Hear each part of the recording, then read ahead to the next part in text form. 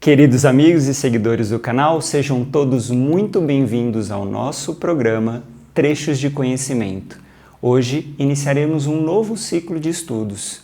Faremos a leitura do livro de Trigueirinho, Hora de Crescer Interiormente, o Mito de Hércules hoje.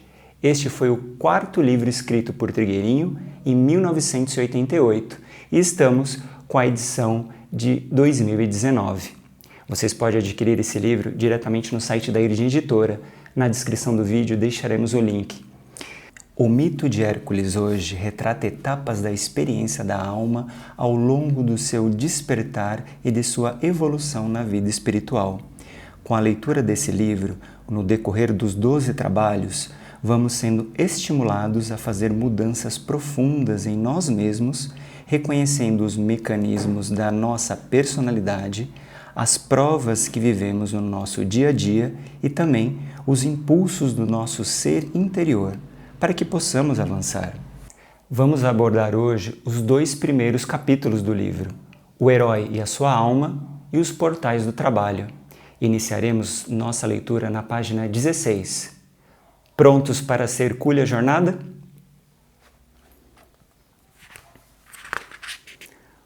O que Hércules simboliza?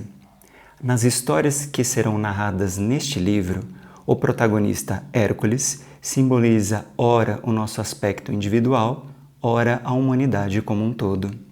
Reconhecer quando se trata de um caso ou de outro é uma tarefa que nos cabe. Hércules é um conhecido personagem da mitologia, mas aqui ele é também cada um de nós.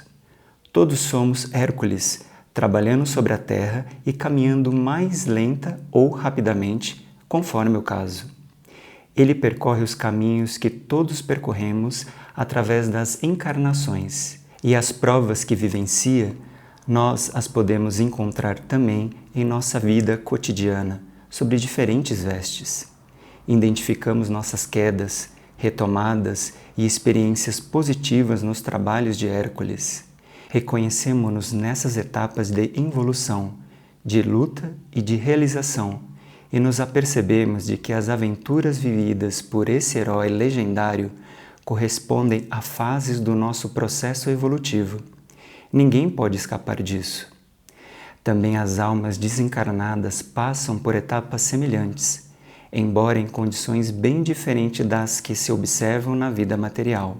Outras, encarnadas, passam ainda pela experiência de terem uma tarefa a cumprir nos planos de existência mais sutis, ao mesmo tempo que sua personalidade deve desenvolver encargos nos mundos externos, muitas vezes devido a ligações kármicas. Sei, por experiência própria, que alguns desses encargos são puramente compulsórios, engendrados por obra do ego humano em encarnações anteriores ou na atual. Outros são reflexos do verdadeiro trabalho que a alma visualiza. Muitos de nós vivemos simultaneamente uma vida humana e outra bem diferente, em níveis internos, até que esses caminhos sejam absorvidos numa única síntese. Por enquanto, não é a maioria que manifesta a vida da alma na encarnação terrestre física, mas isso se realizará à medida que a era de Aquário, que é a energia de síntese, se for instalando neste mundo. Neste estudo, que estamos começando juntos, seremos convidados a fazer muitas reflexões e alcançar novas compreensões. Para nós, refletir sobre uma questão que nos é obscura significa visualizá-la do maior número de ângulos possível sem, no entanto, tirar conclusões apressadas a seu respeito. Após considerar diversos aspectos do problema, retire-se da mente a questão e entrega-se todo o material visualizado aos níveis mais profundos da própria consciência. A partir daí emerge, sem que criemos expectativas de espécie alguma, a compreensão que antes não tínhamos. Ilustremos isso. Há, na história do Hércules mitológico, uma passagem que um herói, ao ser preparado para suas aventuras, dialoga com seu instrutor. Como todos nós, ele também tem um instrutor interno. Hércules, ainda sem compreender certas coisas, Pergunta-lhe o que é a alma. O instrutor, que tem mais experiência e que está dentro de Hércules, responde que ele descobrirá sua própria alma à medida que cumprir suas tarefas. Explica-lhe, porém, que para isso deve usar as energias e potenciais de que dispõe, e não outros recursos. Quantas reflexões poderíamos fazer a partir desta afirmação, não é verdade?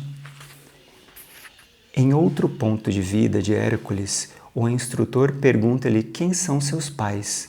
Com isso, ele o está testando, dado que sabe quais são suas origens.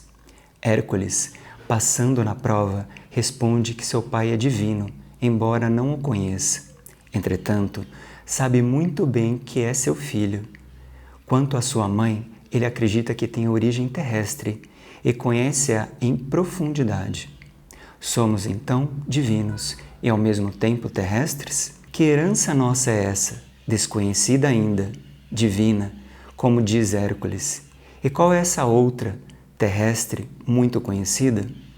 Para desvendar tudo isso, façamos a viagem empreendida por Hércules, seguindo o caminho que trilhou e passando pelas provas que lhe foram dadas enfrentar. Vamos agora à página 21. De quando em quando, deparamo-nos com um grande portal, isto é, ficamos diante de um novo ciclo de nossa vida, na superfície da Terra ou em outros níveis de existência. É inútil, entretanto, forçar a entrada nesses portais. Cabe-nos atravessá-los, se quisermos, quando estão abertos diante de nós, o que só acontece quando realmente estamos prontos para a nova etapa. Aplica-se aqui o mesmo princípio que se observa nas leis imutáveis, segundo o qual, quando o discípulo está pronto, o instrutor aparece.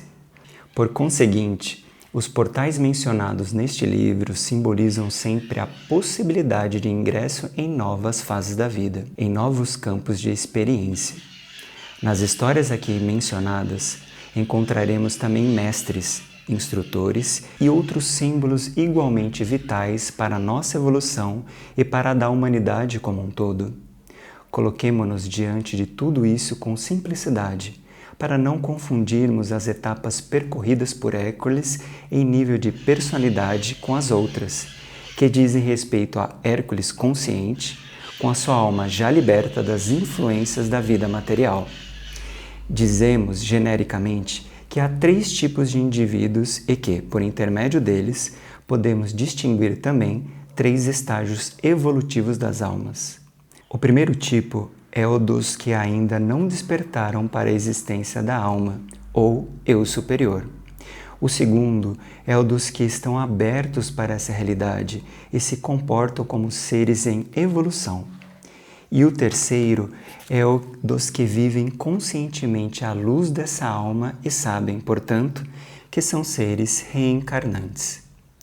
Em um importante livro de psicologia, um tratado sobre os 7 raios de Alice Bailey, os primeiros são chamados as centelhas obscuras, os segundos, as luzes vacilantes, e os últimos, os radiantes filhos da luz.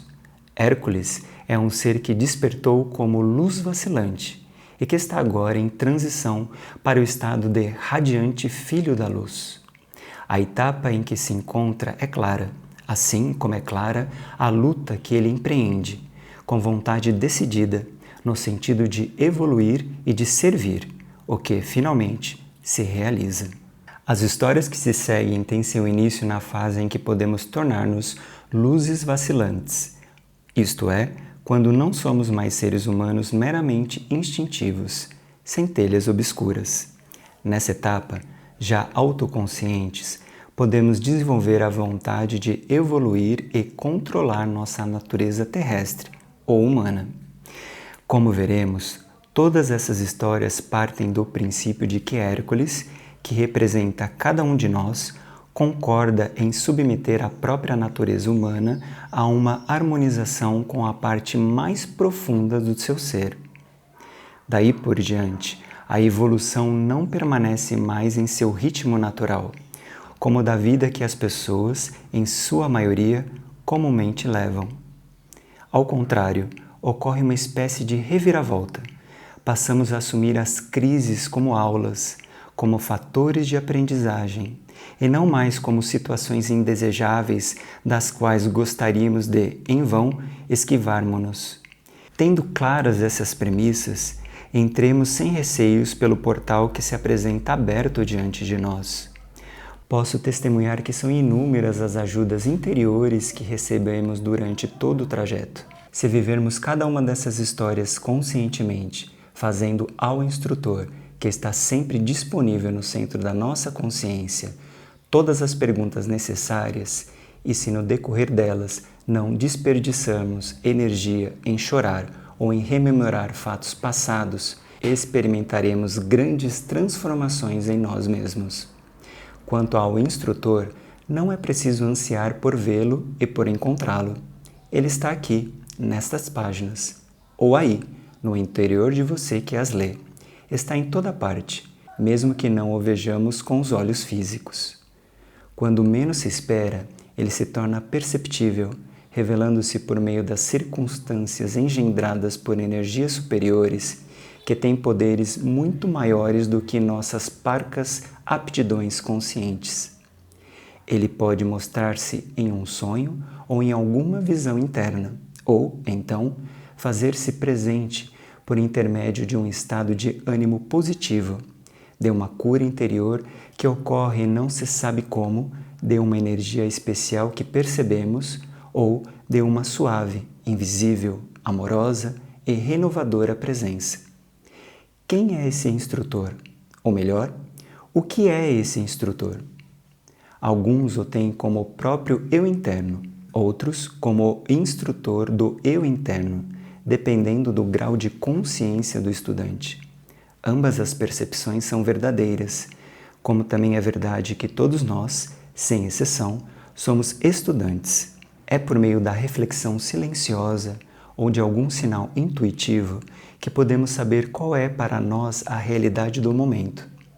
Em certos pontos dessas histórias de Hércules, o instrutor representa o eu interno, em outros, representa núcleos ainda mais profundos ou também consciências que instruem todos esses núcleos.